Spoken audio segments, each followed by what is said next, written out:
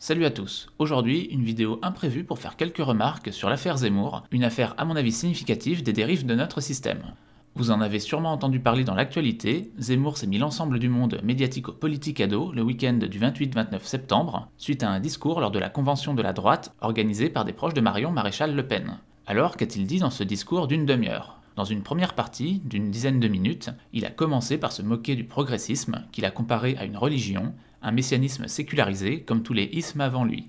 Il s'est attaqué aux théories postmodernes de la gauche pour qui l'homme blanc hétérosexuel est le père de tous les crimes de l'histoire, véritable ennemi du genre humain, matrice négative sur laquelle toutes les autres identités peuvent se construire, comparant cet état de fait à une sorte de nouvelle guerre des races ou des religions. Puis il a dénoncé ce qu'il estime être les deux totalitarismes de notre époque, le néolibéralisme marchand et l'islam conquérant, les deux marchant main dans la main selon lui. Après quoi, déclarant que ses adversaires voient le retour des années 30 partout, il a pris le parti de comparer notre époque à ces années-là. Comparaison avec des gros sabots, le menant à comparer les tenues de l'islam rigoriste à des uniformes d'occupation. Puis il a fini par un discours de droite dur classique sur l'immigration, l'islam et le choc des civilisations. L'immigration aggrave les problèmes de notre société et l'islam aggrave les problèmes liés à l'immigration, et estime que les occidentaux actuels seraient les premiers humains à accepter sans broncher de devenir minoritaires sur leur propre sol. Au final, Zemmour a exprimé le sentiment d'une partie des Français vis-à-vis de l'immigration et de l'idéologie, que j'appellerais libéral progressiste, faute de mieux, idéologie mettant en avant les droits individuels et la société ouverte, multiculturelle, sans frontières, et dans ce discours, en fin de compte, je trouve surtout que la comparaison historique est mal avisée, on dira, et teintée d'une forme de logique mécaniste, voire parano, voyant l'islam comme volontairement conquérant, comme si les musulmans venaient volontairement en France avec ce seul objectif quasi militaire de nous grand remplacer.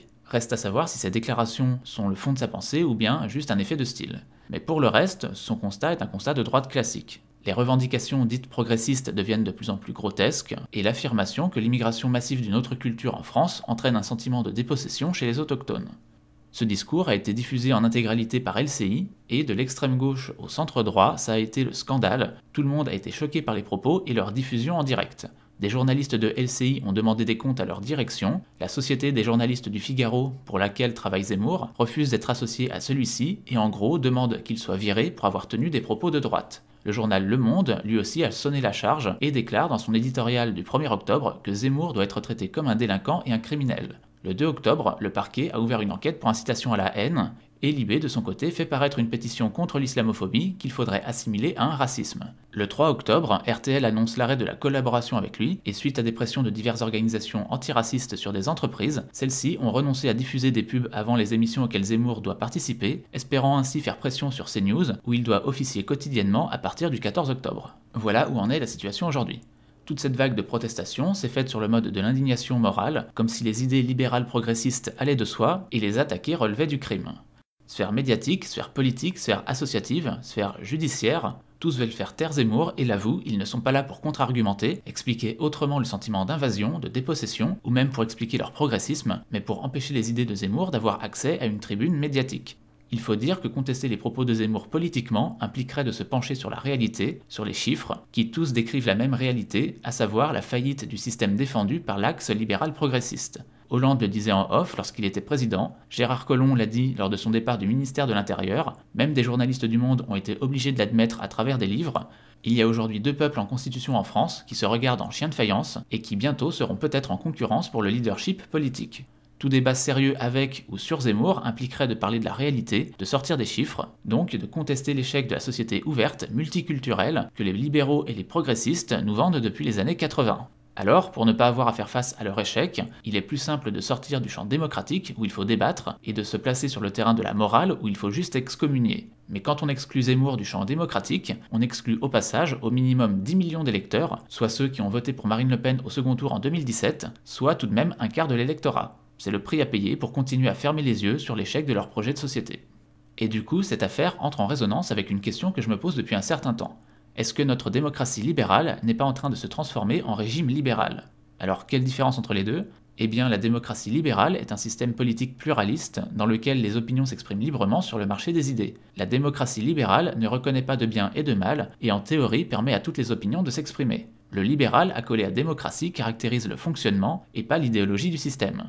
Un régime, par contre, est un système politique dans lequel il y a une idéologie officielle, hors de laquelle on est illégitime et où l'on devient très vite un ennemi de l'État. Dans un régime bolivarien, tout ce qui n'est pas bolivarien est criminalisé. Dans un régime communiste, tout ce qui n'est pas communiste est criminalisé. Et dans un régime libéral hypothétique, tout ce qui ne serait pas libéral serait criminalisé. Au vu de cette affaire et de certaines autres récentes, n'est-on pas en train de dériver lentement mais sûrement, à coups de procès, de chasse aux sorcières, d'exclusion médiatique, vers une démocratie purement formelle, un régime dans lequel seuls les discours de l'axe libéral progressiste seront tolérés, c'est-à-dire tous les discours allant des Black Blocs à la République en marche, excluant de fait au moins un quart de l'électorat du champ démocratique. Quand on voit la différence de traitement entre les Black Blocs et les identitaires, entre Zemmour et les racialistes de gauche, entre l'UMA que même des députés de droite veulent sauver de la faillite et des sites conservateurs qu'il faut couler en leur supprimant la publicité, la question se pose. Et puis, question subsidiaire, un tel système peut-il tenir longtemps sans exploser, sans produire de réaction, y compris violente, de la part d'une fraction des 10 millions d'exclus? À ces questions, je n'ai pas les réponses, et à mon avis, seul l'avenir nous le dira, et c'est sur ces interrogations un brin gênantes que je vous laisse. Également, je vous invite à écouter vous-même le discours de Zemmour pour vous faire une idée sur cette affaire, et je vous dis à la prochaine pour une nouvelle vidéo.